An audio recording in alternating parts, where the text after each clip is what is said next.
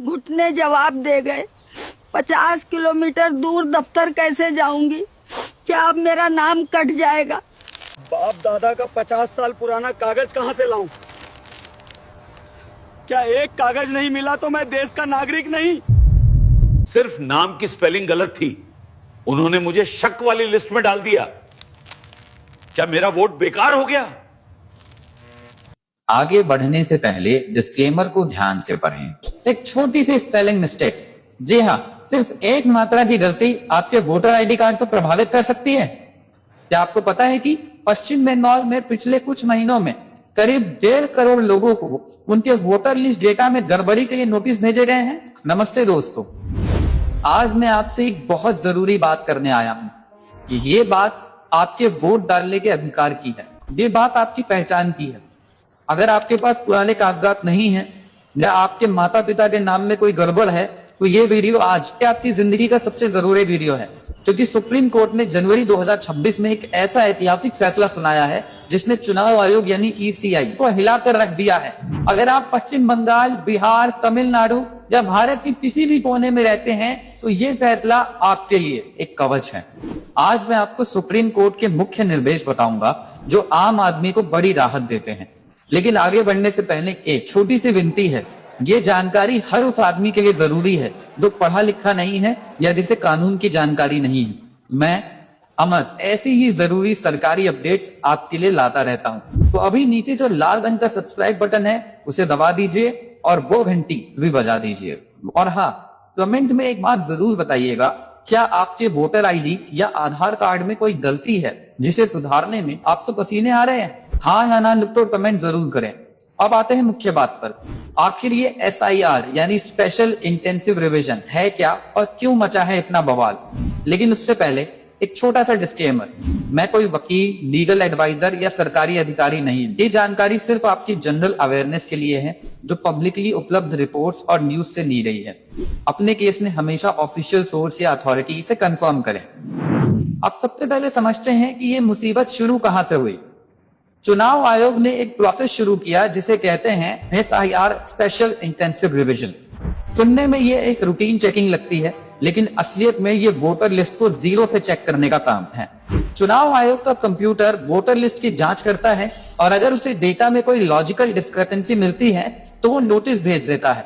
अब आप पूछेंगे कि ये भारी भरकम शब्द लॉजिकल डिस्क्रिपेंसी क्या है? सरल भाषा में इसका मतलब है आंकड़ों में गड़बड़ी। जैसे मान लीजिए वोटर लिस्ट में लिखा है कि पिता की उम्र 60 साल है और बेटे की उम्र 50 साल। अब आप ही बताइए, क्या बाप और बेटे में सिर्फ 10 साल का अंतर हो सकता है? ये लॉजिकली यानी तर्क के हिसाब से संभव नहीं है। ऐसे ही अगर किसी परिवार में माता पिता के नाम पर 6 से ज्यादा बच्चे रजिस्टर्ड हैं या सरनेम की स्पेलिंग में दुट्टा की जगह डाटा लिखा है तो कंप्यूटर ने उसे शक के घेरे में डाल दिया। और ऐसे करते करते सिर्फ पश्चिम बंगाल में करीब 1 करोड़ 40 लाख लोगों को उनके वोटर लिस्ट डेटा में गड़बड़ी के लिए नोटिस भेजे गए हैं। अब सवाल है कि इसमें आम जनता को क्या दिक्कत हुई? चलिए मैं आपको जमीनी हकीकत बताता हूँ। गांव देहात के गरीब लोग, दिहाड़ी मजदूर और बुजुर्ग जिन्हें ठीक से पढ़ना भी नहीं आता, उन्हें कहा गया कि आप 50-60 किलोमीटर दूर ब्लॉक ऑफिस आइए और अपने डेटा की जांच करवाइए। सोचिए, एक 70 साल की बुजुर्ग महिला जो चल फिर नहीं सकती, उसे नोटिस मिलता है। अब वो 70 साल की उम्र में अपने पिता का 50 साल पुराना दस्तावेज कहां से लाएगी? सबसे बड़ी समस्या ये थी कि लोगों को ये बताया ही नहीं जा रहा था कि गलती क्या है। बस एक डर का माहौल बन गया था। इसी डर और अव्यवस्था के खिलाफ मामला पहुंचा सुप्रीम कोर्ट। ये केस याद रखिएगा, इसका नाम है मोस्तारी बानू VS ECI। ये 2026 का सबसे बड़ा फैसला है। सुप्रीम कोर्ट में याचिकाकर्ताओं ने कहा कि लॉजिकल डिस्क्रिपेंसी के नाम पर गरीब लोगों को परेशान किया जा रहा है। यहाँ सुप्रीम कोर्ट के जजों ने, जिसमें चीफ जस्टिस सूर्यकांत और जस्टिस जयमाला बागची शामिल थे, बहुत सख्त टिप्पणी की। जस्टिस बागची ने कहा कि हमारे देश में बाल विवाह का इतिहास रहा है, तो अगर माँ और बच्चे की उम्र में अंतर कम है तो आप उसे सीधा फर्जी कैसे मान सकते हैं?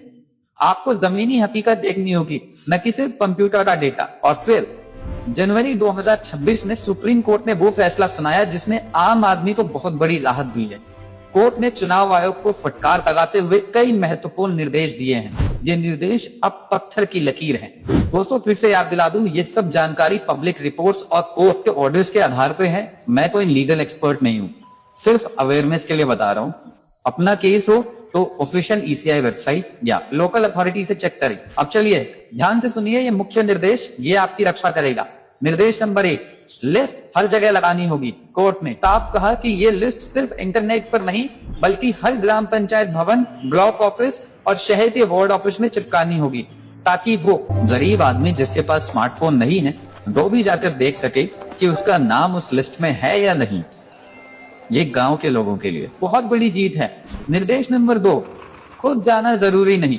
ये सबसे बड़ी राहत है।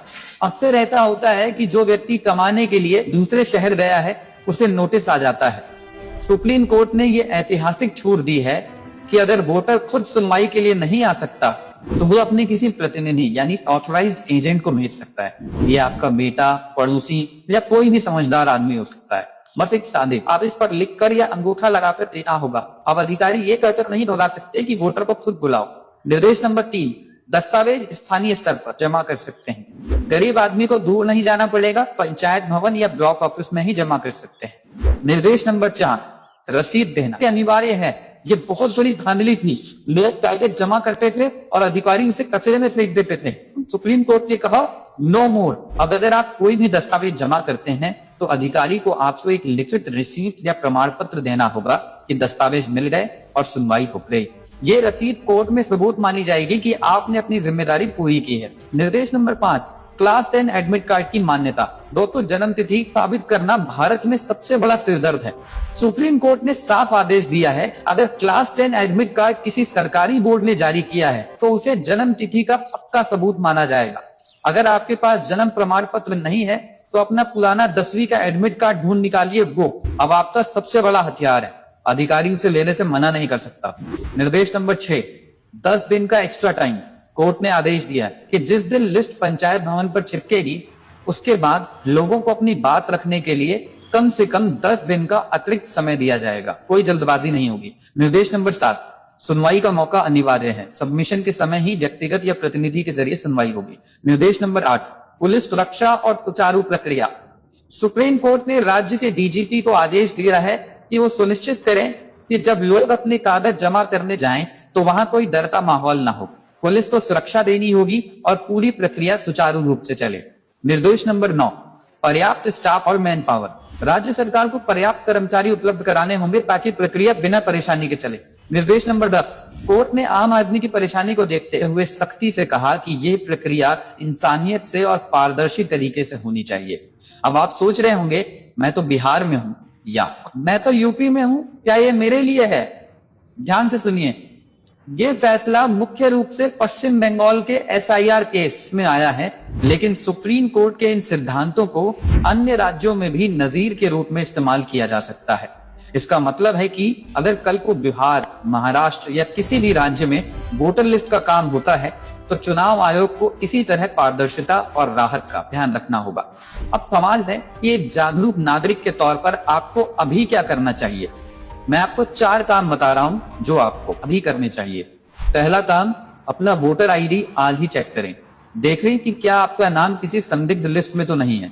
दूसरा काम, दस्तावेज तैयार रखें। अगर आपके पास जन्म प्रमाण पत्र नहीं है तो क्लास 10 एडमिट कार्ड, आधार कार्ड या राशन कार्ड तैयार रखें। तीसरा काम, अगर आप और आपके पिता के नाम की स्पेलिंग में थोड़ा अंतर है तो घबराएं नहीं, एक एफिडेविट बनवा लें। सुप्रीम कोर्ट ने कहा है कि छोटी मोटी क्लरिकल गलतियों पर नाम नहीं कटेगा। चौथा कदम, रसीद मांगें। कसम खा लीजिए कि सरकारी दफ्तर में जब भी कोई कागज देंगे तो बदले में लिखित पर्ची जरूर मांगेंगे। अगर बाबू मना करे तो प्यार से कहिए सर सुप्रीम कोर्ट का आदेश है, रसीद तो देनी पड़ेगी। दोस्तों, लास्ट में फिर कह दूं, ये सब जनरल इंफॉर्मेशन है, कोई ऑफिशियल या लीगल एडवाइसेस नहीं।